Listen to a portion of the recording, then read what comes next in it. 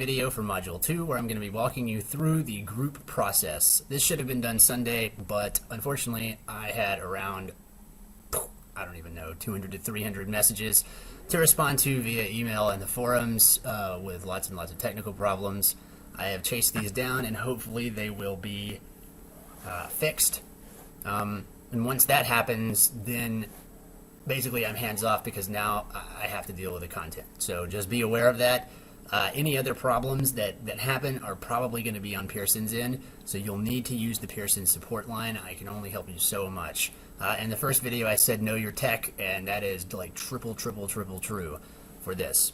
So I'm just going to walk you through our Module 2, and we're going to talk about the groups and also how to use Media Share, which many of you have already figured out, thank goodness.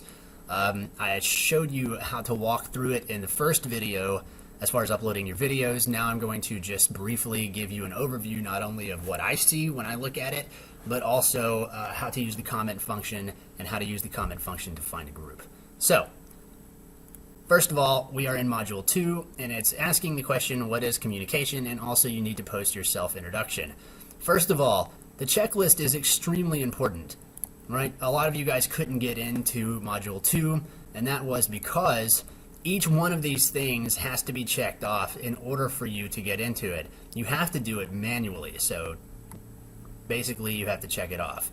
The second thing is that if you look at Module 2 and at the discussion and transactional model, you have to have 2 posts. I have it set up that if you do not get those 2 posts in there, one post that applies to material and the discussion and a second post responding to somebody in the class, you don't get a check mark on your Module 2 thing, and therefore basically you won't be able to move into Module 3 until I open it up. And around mid-semester I'll start opening up Module 3, but if you want to get access to it immediately when it opens up, you need to get these checklists done. And so one of the reasons why some people weren't able to get into Module 2 was because they had not completed the syllabus discussion, which was required for you. So you at least needed to click on it. So anyway, that's the thing about the checklist. You need to manually check off the checklist. Some of them aren't manual, including this is not manual. Also, the group discussion. I'm going to explain to you how to get into groups, and I just want you guys to pay close attention. This group discussion is for you guys to actually find your group. So if you look at the videos on Media Share and you aren't sure about who you want, or if everybody seems to be already grouped up, please post a post in the group discussion, and if you still can't find anyone, I will be monitoring this and I will get you into a group. The groups, it says it in the syllabus, but it needs to be around 3 to 5 people. I do that because they don't have to be in an odd number or an even number. The only thing is that the even number and the odd number differ in how you'll do your self-introductions, and I'll talk about that in a second. But 3 to 5, if you want to go 6, or if it's necessary to go 6, maybe. We'll see. But I don't see a need for that.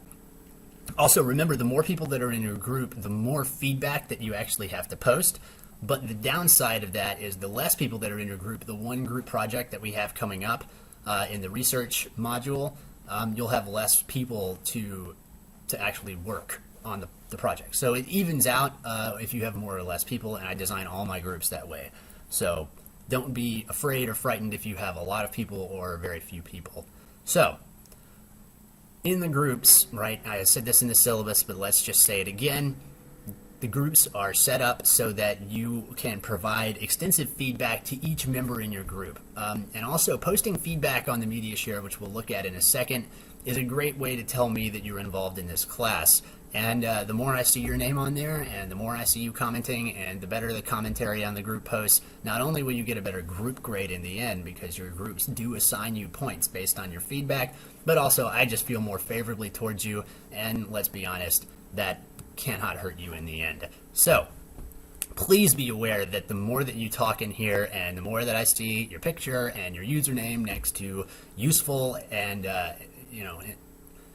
insightful posts or whatnot, or good feedback, the better your grade's going to be in this course, and that's just how it works. The course is set up that way. So secondly, here are 2 videos. I know that I said watch them, but I did not have them uploaded because I was chasing around a whole lot of technical problems, and I had extended the deadlines for for a whole lot of stuff. In fact, I'm actually going to extend this deadline. It says it ends February 1st. I'm now extending it a couple of days simply because of all of the technical problems that people have had. They're dying down now. I had to send a whole bunch of nasty emails. So basically, as I said in my email, let's clear our chakras by moving on. And thankfully now we can actually start covering the content. So in Module 2, it's pretty simple. This module is simply you getting into your group. And also posting the self-introduction via MediaShare. So let's head over to MediaShare and I will show you guys what is up. So first, we obviously know how to get in MediaShare. We go here, we enter, and then we enter into MediaShare. So what we see, and this is my professor view, is that I have a rubric on which I will grade you. All right? And then also we have the video, and then we have a comment. So use this comment section to find people in the group. Like say like, hey, I liked your introduction. I think we might work well together. Want to get into a group. If they're already in the group, then maybe they can invite you in, etc., etc. This is how you do it. It's very, very simple. If you need more group members, then you can go into the group discussion and you can say, hey guys, we only have 3 people. We'd like to add a 4th, or we'd like to add a 5th. Does anybody need a group? Or you can say, hey guys, I need a group. So this is how it's designed. You must be in a group by the end of this module, and this module ends on February 8th. So you still have some time. Please get your introductory videos up. I haven't actually checked them yet, but if they ain't there when I check them, that means that you didn't do the assignment. And if we look at the due date for the self-introduction,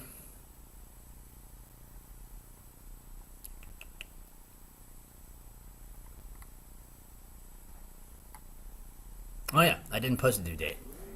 There's a reason for that. The actual due date is find a group and post your group in the Dropbox. So that's actually due February 1st.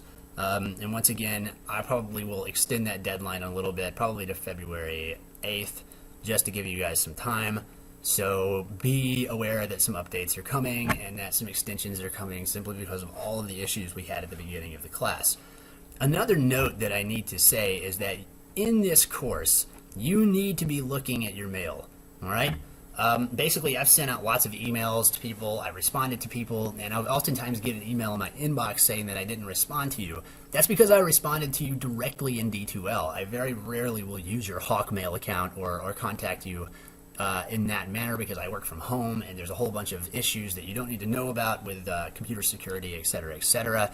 That means that I can't actually, it's difficult for me to actually contact you from home, but it's very easy for me to do it in D2L. Technically, D2L is supposed to send it to your Hawkmail, but it doesn't always happen. I'm not sure why, but let's just chalk it up to bad karma or something like that on my part, because it is. So the only sure way for you to get mail is to go here every single day. So when I go here, I see tons and tons of mails from all of you, and I typically will sit down and I will respond to every single one of them.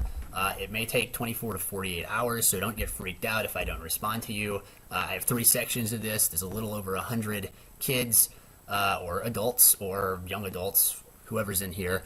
It's the great thing about a computer on the internet. Nobody knows you're a dog or a person or a robot for that matter. So just be aware that I am aware of it. I get notifications whenever I get emails. Please don't freak out. I'm not ignoring you. I am just wading through the ginormous amount of text that I have to read, understand, go back and research if it's a problem, all this kind of stuff. On top of that, I also teach a face-to-face class, and on top of that, I have administrative duties. So yeah, I'm working hard. So I'm getting to your stuff. It just takes a little bit of time. So please be aware of that. Other than that, I think this covers it.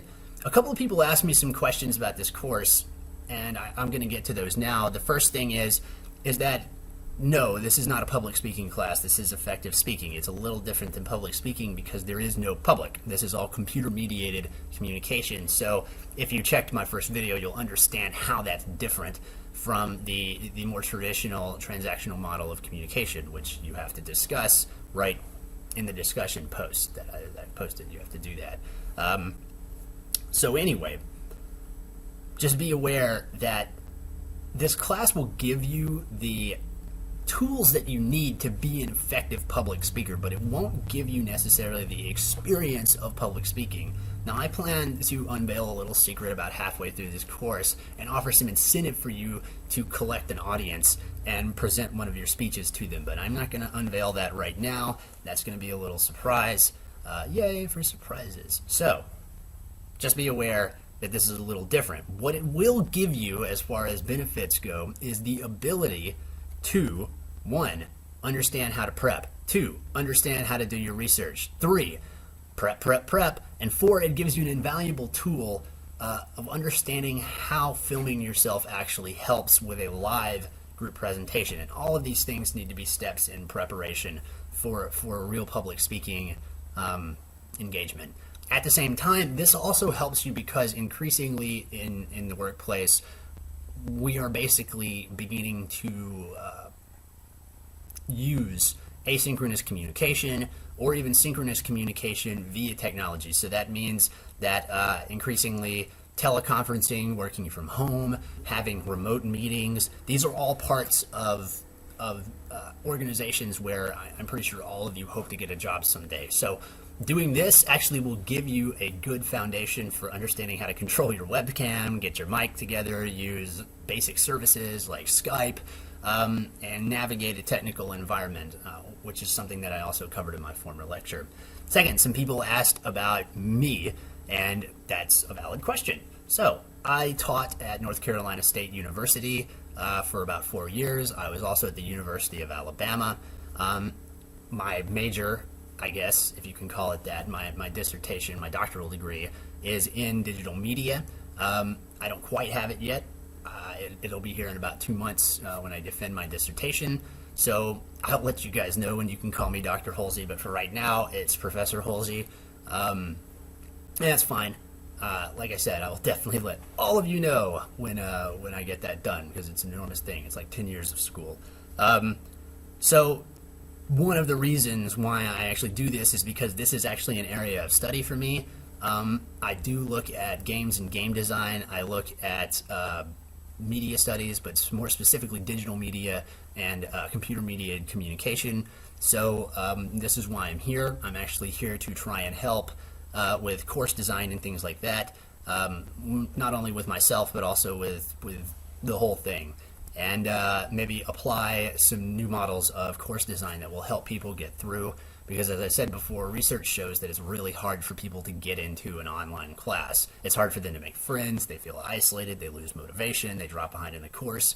And as a result, retention, which is actually, how many people stay in the class or keep up with the class over time, is pretty low in all online courses, not just at HACC, but at every single school that you'll go to. It's very difficult to keep people motivated unless that motivation comes from within.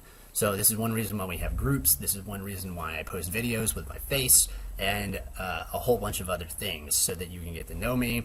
And also the whole reason that I sort of let you guys contact me via Skype and video chat and things like that. It gives you the best approximation of what this would be if I just sauntered into your classroom with a dusty textbook and started lecturing and basically winging it like most other professors do. So that's hopefully that answers a little bit of a question about me. As far as my teaching style goes, I'm a pretty nice guy, but I don't really do the whole late work thing. The benefit of that is that, in the real world, your bosses are not going to do the late work thing either. So just get used to working on a deadline.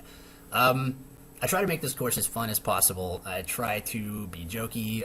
You'll get used to my sense of humor. I'm sure it's quite dry. So just be aware of all of those things. Anyway, I hope that basically gives a little bit of a better overview of me. So, if you have any questions, you can post them in the syllabus questions. If you feel like it, I will continually check that over the course of the whole semester. Basically, if I see new posts in there, I'll try to get to them within 48 hours. By the way, the 48-hour thing, it really is what's called an SLA, a service level agreement, and that's the agreement between you and me that I will try to get any kind of issues or problems done with, and if I can't get those done with, I will at least respond to you, giving you a correct time frame for when they will get fixed, as in all of these crazy Pearson problems that we were having. Yeah, I went to town on those as best as possible, and hopefully they will be cleared up, like literally within the next couple of days. So yeah. So the only other thing that I really have to say is check your mail.